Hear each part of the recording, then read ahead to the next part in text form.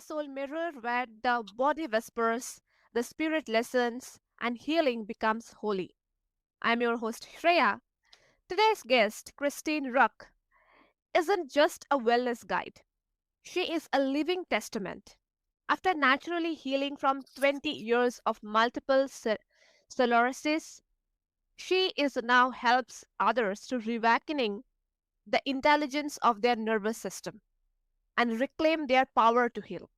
This episode is your invitation to tune into your own body's truth and let it lead. So, welcome, Christine. I'm honored to have you on my show. Thank you. Thank you for the invitation. So, Christine, what did you like? What did your diagnosis of MS initially teach you about the disconnect between modern medicine and the body's wisdom? Wow. Thank you for asking that question. Yeah, I mean, I was diagnosed 20 years ago. And so at that time, for sure, there was not a lot of information out there on the internet or anything about natural wellness as it related to MS. Like, there was not a lot of conversation. In fact, the thought that food could possibly be potential help was seemed like kind of blasphemous. Yeah. But I don't know. I just really felt like the interventions that were offered to me at the time seemed like super drastic, even though I was like couldn't walk and things like that. I don't know. They at that time they were all like injections, pharmaceutical injections, and they might still be a lot of those on the market. And I don't know. I had young kids, and I don't know. I just felt the calling to just trust my body and and actually, I didn't even know I was going to treat it naturally, to be honest with you. I just started with an elimination diet 20 years ago, thinking that my body just needed to have a reboot kind of before I started treating it, let's say conventionally. Okay. And then and then that just opened the door to a whole nother way of healing. And I never then turned back and needed to pursue a pharmaceutical intervention. Yes, yes. And I think sometimes our symptoms are just sacred signals we haven't yet learned to hear. Uh-huh. Totally. So when did you first Fascinating. when did you first feel that your nervous system wake up in your healing journey? Well, I mean, I love that question because it's actually like the last part of my healing journey. Mm, It's like I had a completely different life as of a couple of years ago.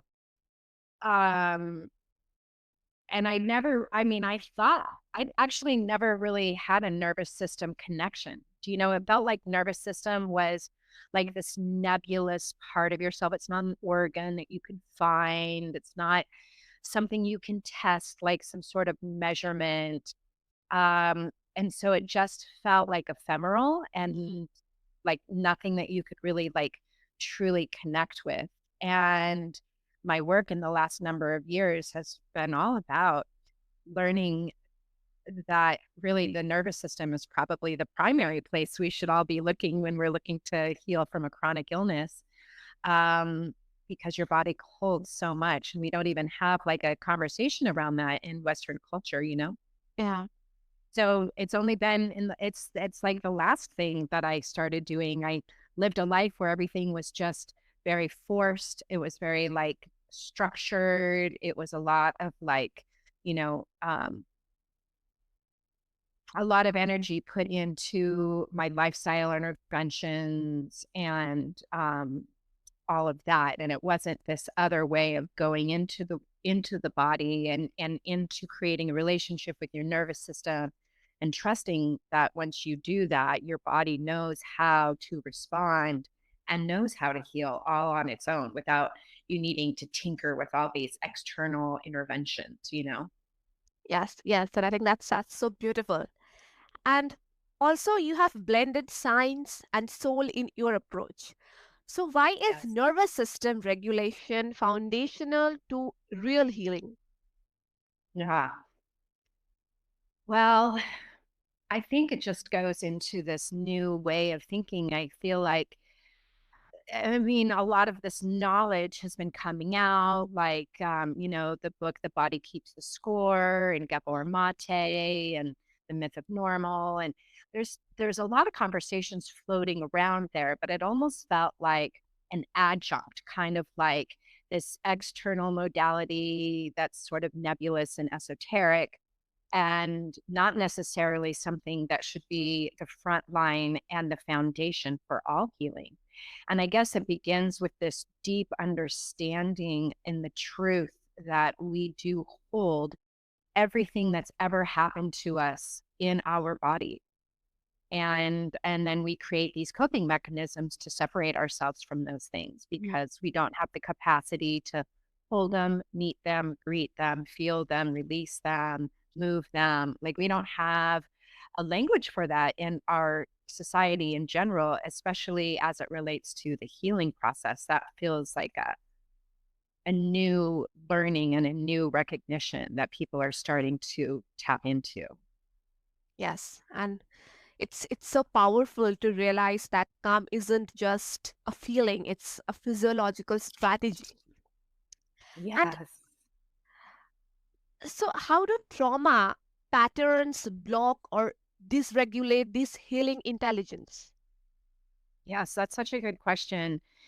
And the way I see it, it's like we have these things that, I think the reason why I focus on MS and I focus women are the primary ones who are diagnosed with MS. Like 70% of all diagnoses are female. And a lot of it comes from coping mechanisms like trauma that happened in our childhood.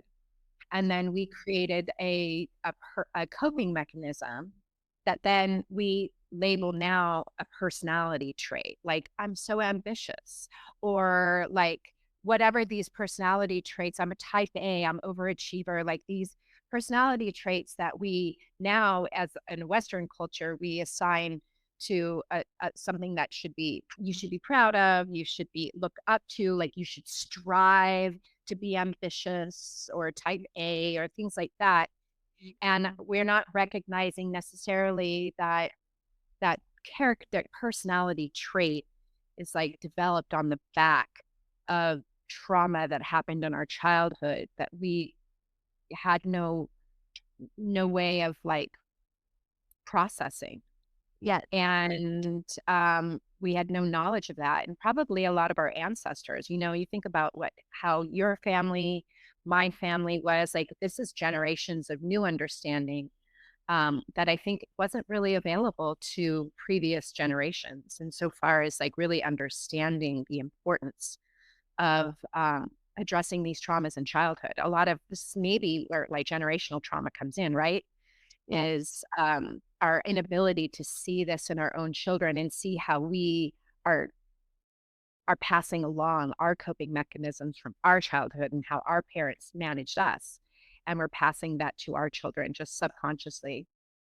And then from there, we build coping mechanisms and personality traits that then we cling to and build a life around these personality traits that over time no longer serve us and cause us to get sick. yes, yes. And I think thank you for sharing all your knowledge and experience. This is so wonderful. Thanks. And you have used everything like from plant medicine to self Uh, inquiry. What was yeah. one unexpected healing tool that changed everything for you? Well, the unexpected healing tool that, I mean, I don't know if it's like purview of this conversation, but the truthful answer to that question is, yeah, it was definitely plant medicine. It was my foray into psychedelics as a healing modality. But I had no idea. I mean, and you never do when you walk through that door. You never know what the medicine is going to bring you, Yeah. and it will bring you the things that need to be healed. And so that can be frightening, and that can be disconcerting and unsettling for sure. But absolutely no question about it. It changed my entire life and how I view all of healing, actually. Yes. And thank But you for sharing like, this. out well, and for the people who don't feel called to that, because that is very new and it is very radical and it's not a path for everybody, and it's not even a path I would recommend for everybody. But I think before that, it's all of these other connections insofar as like how important resonance is, Yeah. right? Like you can have like the perfect diet, but meanwhile you have toxic relationships. Mm. Or you can have the perfect diet, but slather all kinds of like chemicals on your body and you don't have no regard for your cleaning products or your body care products or anything like that, right? Or you have the perfect lifestyle, but then you have no sleep hygiene and you have no conscious awareness of how these other factors influence your health. And so no amount of like kale smoothies is going to like balance out these other things that are happening in your life as well. And so I feel like synergy, alignment, and resonance is so foundational in the healing process that you're signaling not like you're signaling to your nervous system that there is, synergy in all of these things and not like these competing forces within you. Like I have all of this good diet, all these organic foods, but meanwhile, like everything else in my life is toxic. Yeah. So don't you think? I absolutely agree with you. Yeah. I totally agree with you. And thank you for sharing this. I think this is a wonderful message to give to the listeners because we sometimes we just became confused what to do and what not, but we need someone to tell us. And thank you for sharing this. And how can Yeah. also the listeners safely and intuitively explore these tools for themselves? Well, I think it really is. This is where the self inquiry comes in and this Mm. truthfulness, right? I think you made a really good point that we all want to do like whatever we're told, and we seek all of these thought leaders and opinions and external resources Yeah. to help us on our healing path. And there's nothing inherently wrong with that. Like that's how we learn and that's how we grow. But also, if, in my opinion, if it's not an internal like expression of like, this is the right thing for me, and it's more of a external fear-based thing or like a scattered, like, I don't know, maybe I should try that, or I'm gonna try that, I'm gonna try this, and you're just pulled everywhere in person, you're pulled into, I'm doing breath work, I'm gonna go get a massage, I'm gonna do this elimination diet, I'm gonna try this tincture, I'm gonna da da da, it's like uh you're not really accessing your inner truth. And Yeah. so for people to maybe begin a little bit of self inquiry so they can gain a deeper sense of internal trust in what their body is asking for and then move from that place. Yes, there is. That, yeah, I think there is no one size fits all in healing. It's no, deeply no, personal dance. yes, yes, And it's deeply personal. yes, yes. And what is the difference between symptom management and actual transformation? See, that's so good. And I think like that's where this healing from the inside out is so valuable because when you're healing from the inside out and you're going into the deepest parts of yourself and healing these deep old wounds and these deep things from your past, from your childhood, these addressing these coping mechanisms and really looking deep inside, that's where lasting change comes from within and your body authentically knows how to heal. Your body wants to heal as much as it wants to breathe and digest and beat your heart and love and all of that. Your body also wants to heal. And so I think it really is an internal process. Like all of our modalities are kind of external. I keep saying that, like externally driven. We're reaching for these external sources to heal us and not actually going deep within our truth and in ourselves to find out what our body is really asking for and witnessing and holding space for what our body is authentically wants to express in its own healing process. Yeah. And also, how can someone tell if they are bypassing the pain or instead of the healing it? Well, I that's also so good, right? Like this is bypassing is so common right now and in so many different formats, right? Mm. I think it's kind of like, especially, like a yogic saying, right? It's like, can you take your yoga off the mat and into the world? And it's like, or even if you're sitting in meditation, you have a strong meditation practice and you feel like really proud of that. But if you go into the world and you can't take the insights and the centeredness that you're trying to achieve in a meditation or a sitting practice, and you can't take that out into the world, then that's a bypass, right? Yeah. If you can't relate to any of the old patterns or old things or old triggers, or like you can't resist that chocolate ice cream or whatever it is, then I would suggest that maybe it's a bypass or a band aid and not authentic healing, because authentic healing comes within and it's a truth that cannot be denied and it's a state of being that cannot be changed. Yes. Um, so it's a little bit of a different like feeling in your body too. Like you're not pulled out of your truth because you're just like sitting in your truth and it can't be changed. Yes. Yes. And there is a quite honest moment where the soul says that we are ready to do this differently. Yes, indeed.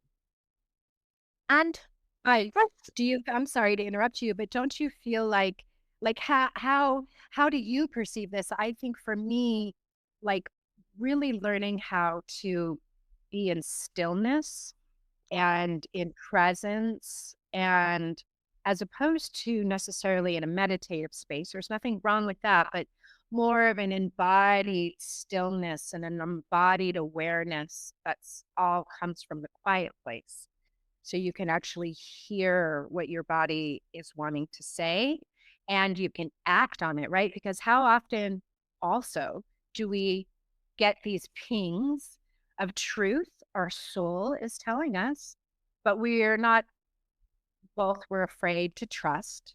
We don't believe that it's true.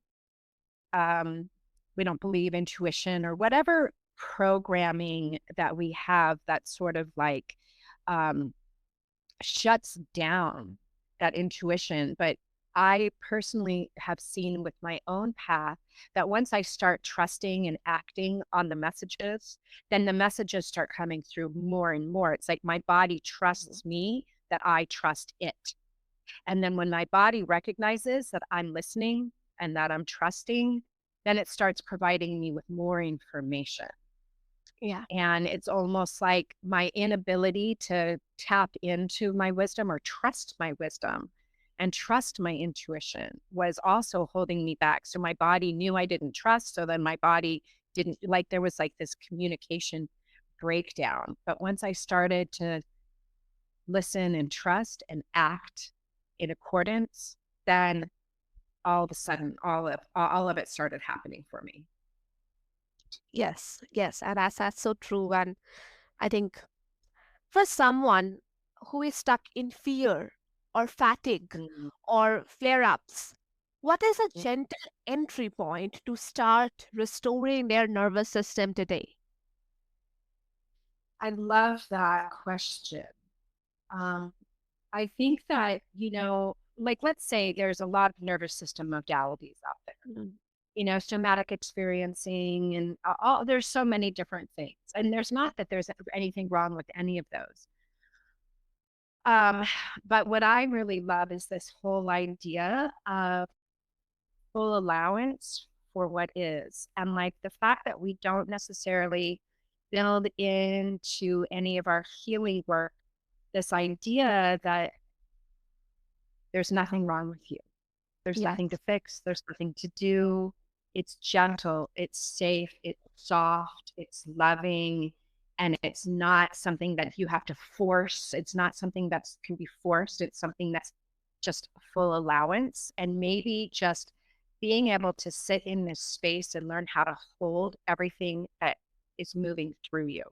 A lot of people don't have, they feel uncomfortable with that, right? And then they feel like they have to do something to Mhm. escape whatever the sensations are that are in their body, or they attach a label to that. There's something wrong with me, Yeah. or like right? And then they create all of these stories from the sensations that are in within their body, instead of maybe trying to shift to a place of just compassion, listening, quiet, safety, softness, gentle allowing. And it seems like counterintuitive. Like we're used to having to push for something and strive for something to get a result. But what if that's actually all a fallacy? And what if just holding space for ourselves and learning to trust and hold space without having to fix or change anything? What if we just start with that?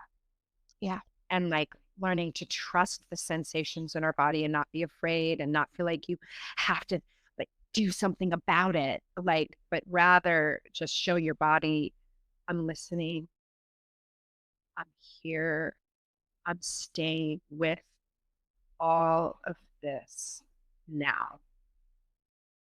Yeah. That's enough for today, you know? Like softening your rigidity, softening your stories that you tell to yourself. Like, I can't do that, or this is causing, whatever the stories are that we do to shut ourselves down, well, no, these are very gentle things and Yeah. gentle, loving, supportive things that your body is actually craving while your mind is like busy looking for solutions. Yes. Yes. And I think healing doesn't have to be loud or heroic. It begins with the tiniest of safe and slow steps. Safe and slow is exactly right, safe and teaching your body safety, right? Like we're Yeah. not, when we're out of our mind all the time, we're bypassing and we're busy, like hopping onto all of these modalities and things like that. Like that creates more stress in our nervous system. It creates more like expectations. Yeah. And then if you don't meet those expectations, then you create another story about how you failed. And what if none of that is true? And it's really about holding space for yourself and learning how to do that first. Yes. And this is a wonderful conversation with you. And if after this my listeners want to connect with you, then what's the best way? The best way is you can email me at my Christine at christineruch.com. And you could visit my website. You can, I also have a Substack where I write about resonance and the healing process. Okay, and I'll make sure to attach all the details and links below so that the listeners can find them easily and get in touch with you. And because you're a beautiful person, and listening from you is really soothing. And Oh, thank you. That means a lot to me. thank you for reminding us that our bodies are not broken; they are brilliant. And They are really to all my listeners who are healing, the real healer lives within you. Let your nervous system soften. Let your breath lead. Let your spirit rise. And this is the soul mirror, reflecting your power, your story, and your healing.